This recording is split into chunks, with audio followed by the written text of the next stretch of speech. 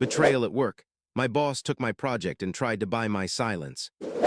Hey, Reddit, I need to vent because I really don't know who else to share this with without coming off as a total psycho. And I'm still trying to process everything that's happened at work over the last 3 months. What started as a regular, challenging but ultimately cool project turned into a complete nightmare, where I not only had my work stolen, but the person I trusted most in the office was willing to deceive, confuse, and blatantly lie to cover his tracks. The creepiest part, the thing that still keeps me up at night, is how, after all that, he had the audacity to offer me a bonus to keep quiet about the whole thing, as if a couple $1,000 could erase months of my intellectual labor and emotional investment. I work at a mid-sized IT company in San Francisco called Delta Tech, which boasts about being creative, innovative, and team-oriented. But over time, I realized that team-oriented only applies to those in the inner circle.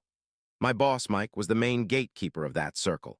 When I was assigned to lead a project creating a new AI-based analytics tool that could revolutionize how clients make decisions, I honestly thought I'd finally gotten a chance to shine. For months, I slaved away late into the night, coordinating departments, building the structure from scratch, dissecting every code fragment, and developing processes that I knew could radically update our product line. It all started innocently. I was asked to report on progress at a small meeting with Mike and a couple of execs.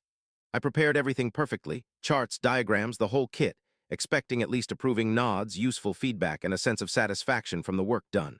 But instead, I noticed something odd right away. Mike was unusually quiet during my presentation, nodding at the right spots, but there was this smug smirk in his eyes, like someone enjoying a joke at your expense.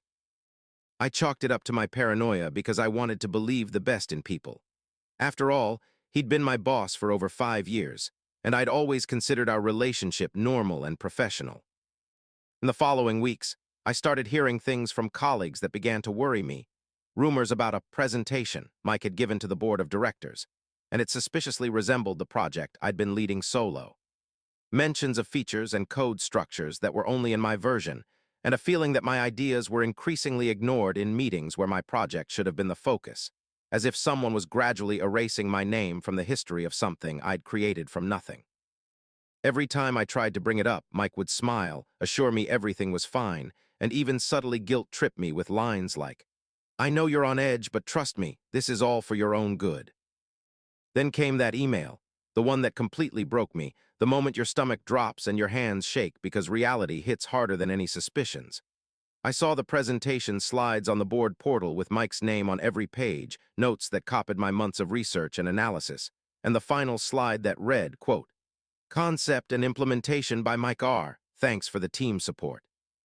In that instant, I had to sit down and catch my breath because I couldn't believe the sheer audacity, the complete disregard for my efforts, and the calculated boldness of someone I respected.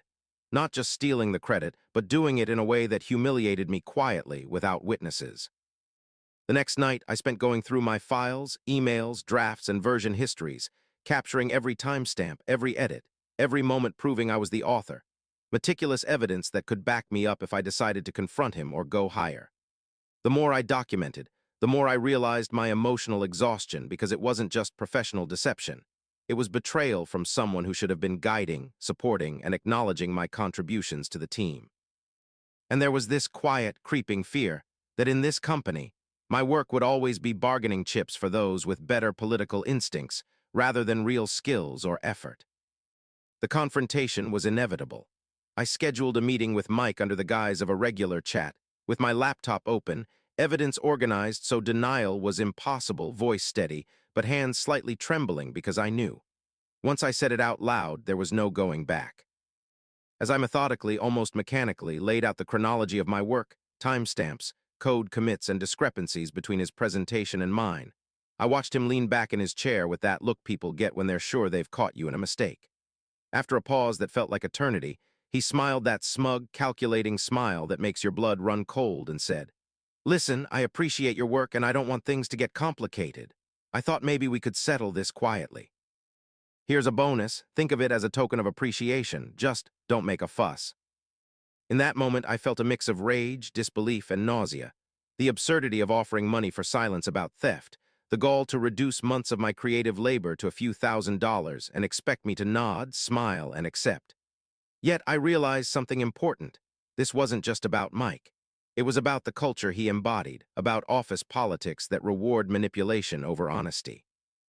If I didn't take a stand, not only would my work be stolen, but it would set a precedent that anyone could do this and get away scot-free. And maybe that's when I felt the weight of a responsibility I hadn't asked for, the realization that sometimes in life, standing up for yourself means risking everything you've built, including the job that pays the rent, keeps the lights on, and lets you dream about the future.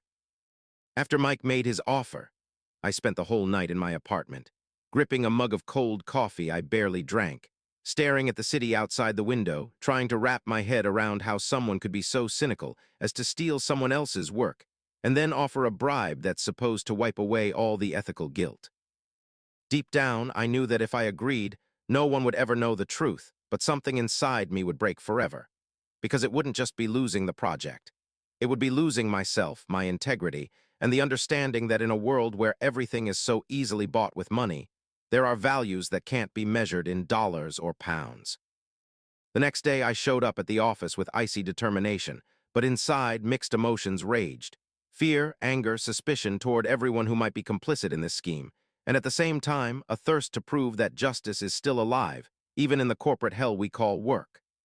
First thing, I set about gathering evidence so thoroughly that no one, including Mike himself, could dispute my claim to the project. It turned out harder than expected because many documents, code, and sketches were scattered across departments, and access to them was guarded by systems I hadn't even suspected until I dug deeper. Every step reminded me that in this game, the stakes were too high, and a slip-up could cost my career, reputation, and mental peace. All week, I secretly copied files to my personal drive, backed up correspondence, saved old drafts and commits in the version control system, all while feeling like any move could be noticed. Because in the office, like any corporation, gossip spreads faster than news, and coworkers start giving you side-eye if they see you're being too cautious. I had to navigate between daily routine and this secret operation to protect my work, while pretending everything was normal. The project was on track, and I fully trusted Mike, even though every cell in my body screamed about betrayed trust. But the heaviest part was the ethical pressure. I started doubting my actions, asking myself if it was right to become a spy at my own job, wondering what colleagues would think if they found out the truth. That feeling of isolation and loneliness was almost physically tangible because I realized that an open clash with Mike could end in firing or career ruin, while silence would mean internal death.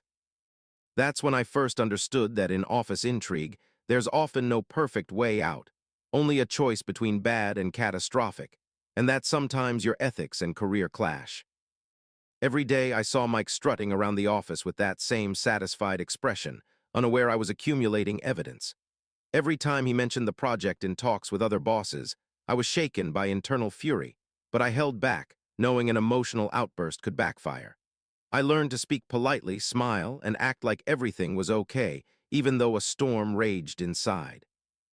I started planning how to bring the truth to top management without being accused of paranoia or unfounded claims, so justice could prevail without threatening to destroy everything I'd built over years. During breaks between shifts, I began looking for a lawyer and consulting experts, realizing the legal side of the dispute could be key if Mike tried to flip the situation in his favor. In parallel, I documented the emotional harm, sleepless nights, stress, the sense of betrayal, all in notes, as if preparing for a prolonged war that could drag on for months. The deeper I delved into the evidence and tactics, the clearer it became that Mike wasn't just some random clerk who accidentally hijacked my project. He was a virtuoso of deception who studied people like pawns in a game and acted purely from calculation, without a shred of ethics. And then came the moment when Mike first tried to probe my vulnerability. He approached me in the office with that same smirk as before and remarked that, if I keep acting too suspiciously, it could reflect badly on my reputation and growth, hinting he knew about my secrets. Those words made me realize we'd entered a game where the stakes weren't just high, they were deadly for my future. Every move had to be calculated, every emotion reined in, or everything would collapse.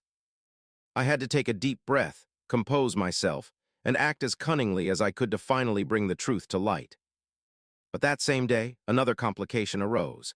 An employee from a neighboring department with whom I'd shared some project data accidentally let slip details that were supposed to stay secret. I realized that if the info leaked, Mike could twist it to make it seem like I stole his ideas or was incompetent, adding pressure because now I had to not only accumulate evidence and build a plan, but also manage the entire flow of information around the project to avoid Mike's traps. It was a battle for survival where any miscalculation could cost not just the position but honor and even mental well-being. So balancing between the desire to expose him immediately and the horror of losing everything, I started compiling a detailed report with the sequence of events, chat screenshots, file links, and commits, making it all utterly convincing and backed up. So when handed to the bosses, they couldn't say it was my personal fantasy. The more I worked on that file, the clearer I saw that this fight wasn't just for the project, but for the idea, for respect for my contribution, and to prevent the office world, where everyone pulls the blanket their way, from swallowing me whole. At the same time, I knew the outcome could be unexpected because Mike was the type who could pull any tricks, including lies and fabrications, to hold his position. The next day, after an almost sleepless night where I reread my file, rephrasing every line for maximum objectivity and impact, I headed to Mike's office with firm intent to end this game where I was a pawn.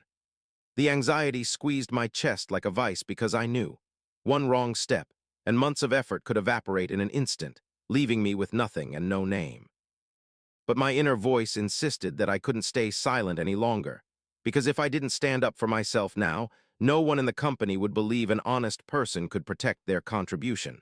So I had to act. I rode the elevator to the 6th floor where Mike's office was, and with each floor, adrenaline surged, making my heart pound like it was about to burst. In that moment, I realized fear is just a feeling, while preparation and will are tools to turn it into action. And that knowledge gave me inner strength not to falter when I entered Mike's spacious office, where he sat at his desk with his usual satisfied smirk, as if expecting my visit. "You look wound up," Mike noted, raising an eyebrow and smirking as if reading my mind. I realized mind games were his specialty, but I was ready. A week of preparation had paid off. I replied evenly, feigning confidence in every word. "You know I'm not here to argue, but to show you I know the truth." His smirk didn't fade. It widened, flashing genuine surprise mixed with an attempt to assess my threat. He stepped back, as if trying to distance himself from my calm. Then I pulled out my file and placed it on the desk, opening it to key sections so he could see the sequence of events, chat screenshots, commit links, and documents proving my authorship. His eyes narrowed at first, then widened as he began to realize I'd gathered irrefutable facts. You were planning to take this to the bosses?" he asked, his voice faltering. I felt for the first time that Mike was losing his usual composure. I nodded, calmly replying, "Yes, and not just that. I'm here to give you a chance to settle this fairly without noise or public showdowns because I'm for the truth, not revenge." In that instant, the first shift happened. Mike fell silent for the first time, and a strange quiet hung in the office. Before, he always stayed ahead, controlling situations and people using their fears and dependencies. Now he faced something he couldn't buy or bully, the truth, documented and supported. That feeling of power I experienced for the first time was both terrifying and liberating because I knew now the real game was beginning, with even higher stakes and an unpredictable end. But Mike had no intention of surrendering. His gaze sharpened, focused, and he said slowly, as if choosing words for a psychological blow, "You think you have proof, but no one but us has seen this. Are you sure you can back it up in front of the execs?" I felt the tension return because playing on trust and fabrications was his element, but I took a deep breath and replied, "I'm sure, and if you think you can intimidate me, you're deeply mistaken." Then Mike stood up, paced the office a couple times, then abruptly sat down and offered the old deal. "All right, if you just forget about this, I'll give you a bonus. Not huge, but enough to turn a blind eye to everything." It sounded like pure cynicism, trying to reduce my honor and efforts to a sum. But now I understood the issue wasn't finances. It was principle. Allowing a guy like that to walk away without consequences would be a defeat for my ethics. I put the file away, looked Mike in the eyes, and said, "You think conscience can be bought, but no. I won't accept your offer because it's not about the money. It's about integrity still meaning something." In that moment, the office filled with tension because Mike realized for the first time that his tricks might fail. I felt all the accumulated months, anger, disappointment, fear, turn into pure will. I knew I couldn't back down because either I'd achieve the truth or I'd lose more than the project. I could lose myself, my faith in an honest world, and my essence. When I left Mike's office, for a moment it felt like a wave passed through the hallway, not of air, but of change. Up until then, I'd been that quiet tech guy in the corner, appreciated but rarely noticed. Now, with a file of evidence in hand and a will that wouldn't let me retreat, I realized I'd just disrupted the established order. The reaction from the execs would determine not only my project, but how far this chain of deception and appropriation would roll through the company. I was planning to go straight to HR and compliance because it was the right and official thing. But before I reached the reception, my inbox blew up with a notification about an urgent meeting with our head of products, a woman named Sophia, whose name always evoked strict respect in me because she combined a sharp mind with uncompromising integrity that the company revered almost like a sacred attribute. The meeting was scheduled in 2 hours, and the invite mentioned discussing strategy and resource reallocation for key initiatives, which in plain language meant either someone had decided to publicly rewrite the narrative or they were already building a new defense. I arrived at the meeting and sat against the wall, watching the room fill. Senior managers with their usual masks of politeness, a couple from the board, Mike, who seemed to be trying to look completely relaxed, though his eyes had that tense spark I'd noticed when he first realized my preparation, and Sophia, entering last with a tablet and stack of papers. From her composure, it was clear she was either in the know or wanted to find out, which gave me a spark of hope, because if a top-level exec like her didn't know, the whole structure was leaky, and I wasn't ready to fight total indifference from above. The meeting started politely and businesslike, as in all big companies, with terms like feedback, process optimization, synergy. I endured listening to the general platitudes and began to understand that someone upstairs was trying to frame the discussion to allow a clean getaway. But after half an hour, Sophia abruptly changed tone and said directly, "Mike, please tell us about the initiative you presented to the board last week." Her voice held not just business interest but a wary demand. Mike stood and delivered a report, brilliant, convincing with numbers, charts, strategic diagrams, and that set of jargon that always masks emptiness. But mainly, he spoke like someone who knew not just the content but how to captivate an audience, reshape meaning. Midway through his speech, I saw faces in the room change, from neutral to approving because he skillfully shifted emphases, added pretty promises, and effortlessly won sympathies. When Mike sat down, a polite applause pause hung in the air, and Sophia looked at me, inviting me to speak. Inside, everything tightened because I realized, here's the chance, right here in front of everyone, to say what would either be an act of truth or break me. I gathered my strength and stood, laying out facts, not feelings, because feelings in such a setting are easily dismissed as weakness. I wanted it strictly documentary, without frills. I covered the sequence, told about commits, versions, emails, and how exactly the ideas in Mike's presentation were mine, that the code, structure, and design were all my creation. I appealed to Sophia to arrange an internal audit and ensure proper attribution of work. Then the unexpected happened. First a short pause, and I saw Mike trying to hold it together. Then the lawyer from the department stood and said in an even, firm tone that any claims to intellectual property require an official request and legal procedure. And without that, it's extremely hard to publicly halt or reverse a decision. It was clear his words weren't just concern for order, but a solid wall built to keep dubious issues from regularly reaching the board. For a second, I felt my evidence fragile against this bureaucratic giant. Sophia smiled, not a warm smile, but a business one, and said she'd definitely organize an internal investigation and postpone the project decision for the time being. I thought, there it is, truth. But while I was rejoicing, Mike stood and quietly noted, "I'm ready to provide all data and cooperate with the review." In his tone slipped a delicate note I hadn't caught before, a challenge like throwing down the gauntlet. "Check it. You'll see the contribution was collective." That phrase, collective contribution, sounded to me like an attempt to blur the traces of stolen authorship. A few days later, they launched an official investigation. Internal Matter, 30-day timeline, formed teams with lawyers, IT security, HR, and to my surprise and delight, an external independent expert for objectivity. This gave me reason to believe in fairness, but then came steps that threw me off. Mike remained leader of part of the team, and some colleagues I'd gotten along with suddenly distanced themselves, responding cautiously as if a do-not-touch sign hung over everything. I felt loneliness creeping in again. At first, I noticed subtle undermining attempts, rumors about my emotional instability, hints that I might have jumped to conclusions, and once someone even referenced my team history, reminding that in business, authorship is often redistributed, and you need to follow the rules or agreements fall apart. I saw people I'd lunched with and exchanged ideas now looking warily, like at forbidden fruit. And it hurt deeply because in corporate environments, loyalty is valued not by truth but by benefit and politics. Meanwhile, mixed messages came from coworkers. Some messaged privately with support but asked to keep it secret. Others outright refused to help, citing fear of losing their jobs, and even HR, who seemed on my side, quickly started talking about neutrality, procedures, and temporary need not to add fuel, which essentially meant pretend nothing special is happening until the sides tire out and part ways. In the meantime, Mike did what he was master at, confidentially chatting with the top brass, emphasizing his strategic role, showing results not yet fully verified, and cleverly sowing ideas about group effort and development ambiguity. I saw how part of the board, especially those focused on quick profits who saw Mike as the one who attracts clients, leaned toward his version because finances and quarterly metrics were at stake. And when money enters the picture, truth is often shelved. One night, I decided I couldn't wait any longer. If the bureaucracy machine spun up for real, all my efforts would crumble.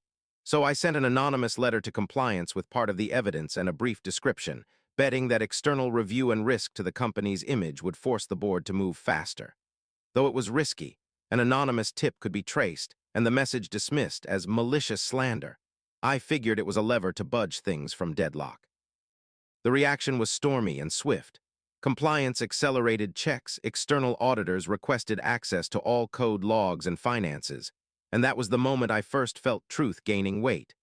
Because if the audit confirmed my side, it wouldn't be word against word, but documented exposure you couldn't brush off. But with that came retaliation. Lawyers suddenly took interest in my contracts, hunting for alleged violations. HR started questioning my overtime and resilience. And one day they handed me a notice of temporary suspension during the investigation, a formal measure, supposedly for impartiality. But to me, it looked like punishment, an attempt to sideline me while Mike continued reports and client contacts. I left the office that day with a heaviness words can't convey because I felt ashamed and bitter, ashamed of being temporarily suspended, and bitter that truth demands payment, and that payment is your normal life, your job, your rhythm.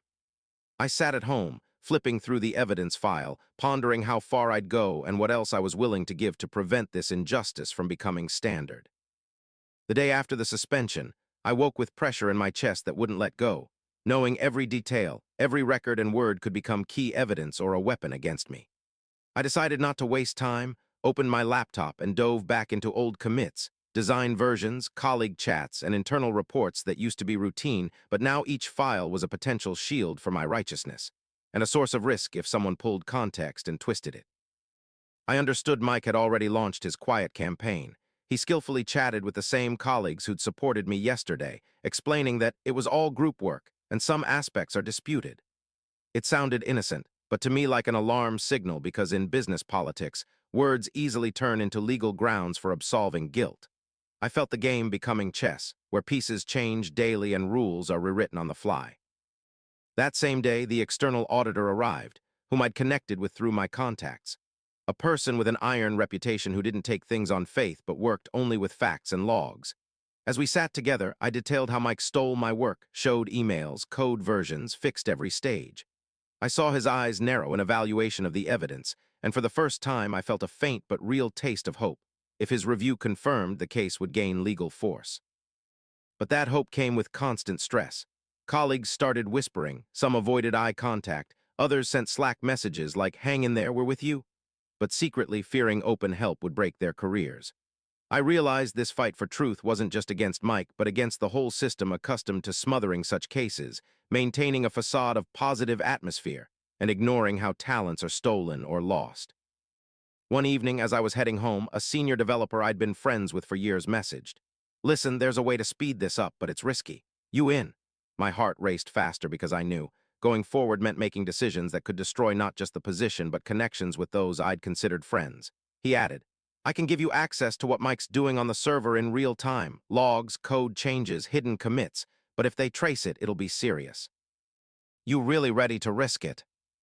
I thought about it and realized yes, because otherwise months of effort and the battle with the system would vanish. And if truth wasn't confirmed, it'd drown in bureaucracy, my name pushed aside as if I'd never been. I agreed, and we sketched a precise plan, step by step, minimizing dangers, but each was playing with fire. I felt the tension physically. Insomnia, hand tremors, the sense that any breath could lead to a mistake.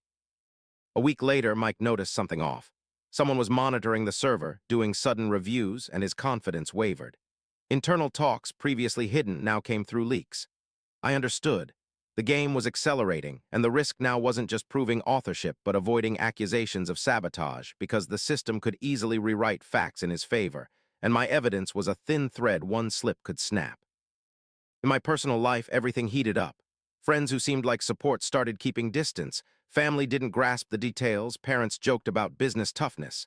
And those words, though with a smile, cut deep because no one saw the depth of the struggle happening in the office daily.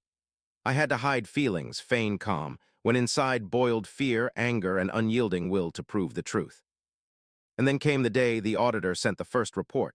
Facts, dates, logs, emails, code changes, all matched my documentation pointing to clear appropriation.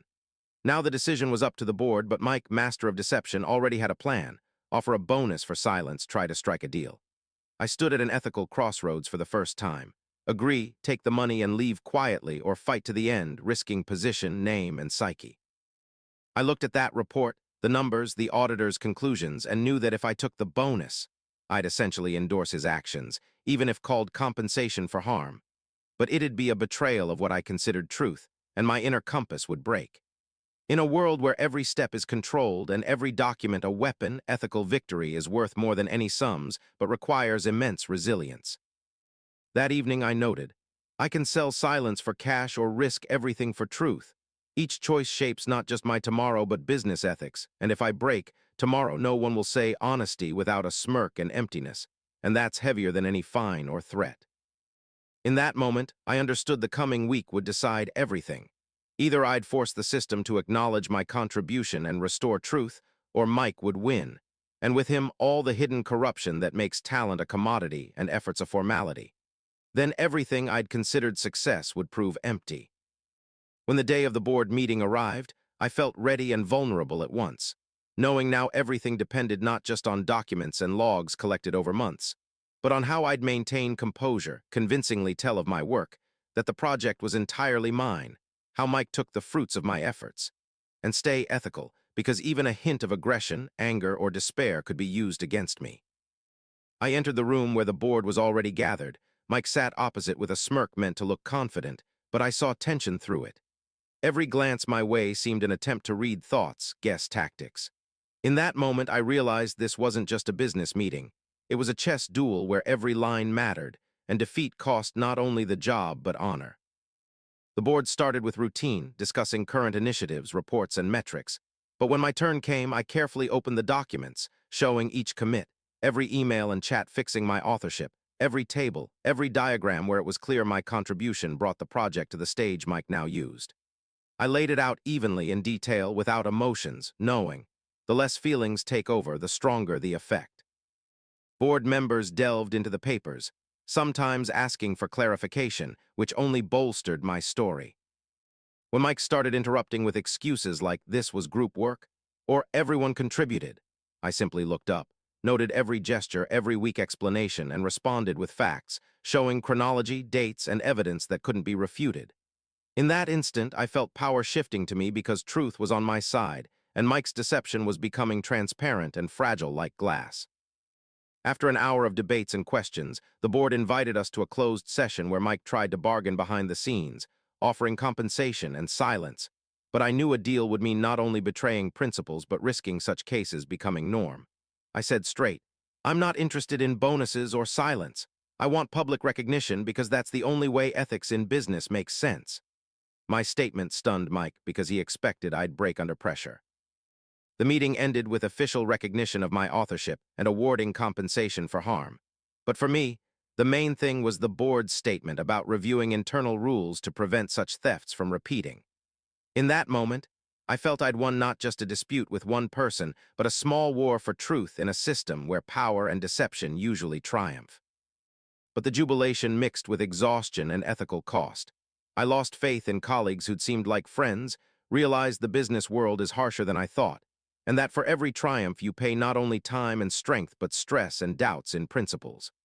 When I left the building, I felt relief and emptiness, because victory gave freedom and recognition but demanded internal sacrifice. At home, I sat alone for a long time, rereading notes, recalling moments when I almost gave up, when I considered accepting compensation for silence, and realized this story became not just a business case but a personal lesson. Sometimes true success isn't in finances and status, but in staying true to yourself, even when the system tries to break you, and even when the world offers an easy, convenient, but immoral path. I noted the project finale in my notes. Today I won not only the case, but faith that integrity matters. Mike got a lesson for his missteps, and peace that can't be measured in money. But the price is great. Trust in the world is forever changed, and every step now requires vigilance because I know truth is rare, and deception is the norm. In that moment, I first felt the battle was over, though the lessons would stay for life. After the board officially confirmed my authorship and issued the decision on compensation, life seemed to shift to a new phase. But the sense of triumph mixed with fatigue and nervous tension because I knew. Even when the system formally vindicates you, its shadows remain, and faith in colleagues and the world after such trials is no longer the same. The next day I returned to the office, and the atmosphere was unusual. Many looked at me differently, some with respect, some with jealousy, some with distrust, since everyone knew I'd exposed Mike and achieved public recognition of my merits. Though I felt satisfaction, realizing now I was judged not just by work, but by this battle gave a strange vulnerability, as if I'd become a symbol on which everyone tested their ambitions and fears. Mike no longer tried to hide, but his presence now reminded of the fiasco. He worked quietly without his usual self-assured smirk, and every step seemed cautious, as if he himself feared new publicity. I understood revenge wasn't my goal, and watching his changes, I felt a strange contentment because truth, though harsh, had triumphed without personal malice. The project that caused all this started bearing fruit, and I noticed now people turned to me for opinions, listened, and the company became more transparent on authorship and credit distribution, because after the Mike incident, the board realized ignoring employee rights leads to ethical and image collapse. This shift became a personal triumph for me not only as a specialist, but as a person who'd managed to stand up for truth in a world where honesty is scarce. For me personally, the consequences went deeper than professional wins. I started valuing people who stayed by without self-interest, stopped trusting those easily swayed by greed or fear, and understood that in any structure, it's important not just what you create, but how you preserve inner integrity. Because once you lose self-respect, you can't regain true dignity. Friends who'd considered me too soft now looked with new respect, and I realized sometimes firmness and principles aren't aggression, but defense of your ethical boundaries. This lesson I learned forever, for the price of compromises with untruth is too high. Despite everything, personal life suffered. I had to reassess my social circle, connections with colleagues and family because disappointment in those who'd seemed friends became a heavy burden. I began valuing the few who supported without conditions, who believed in my truth even when all denied. In the end, I understood true victory isn't in finances or praise. It's in staying true to yourself and principles, even when the system and people try to break you. And that sense of inner integrity gave me peace that can't be bought with any bonuses, premiums, or approvals. I noted the finale in my notes. Today I didn't just reclaim the project in truth. I proved to myself that honesty and resilience are stronger than fear and pressure, and that a person's true value isn't in rank or money, but in the ability to be yourself, even when the whole world is against. For the first time in a long while, I felt lightness that comes after a heavy trial, when you know you did right, despite the price and outcomes.